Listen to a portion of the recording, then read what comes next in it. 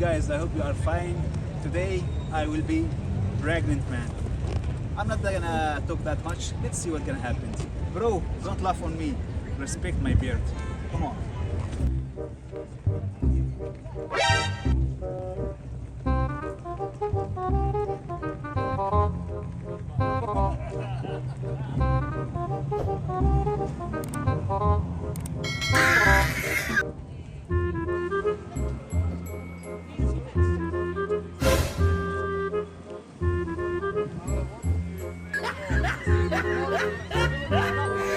Look at the top of his head.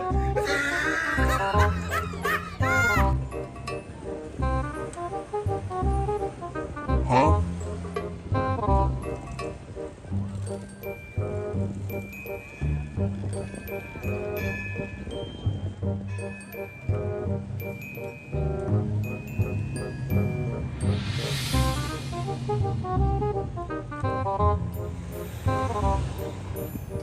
No, no, no, no.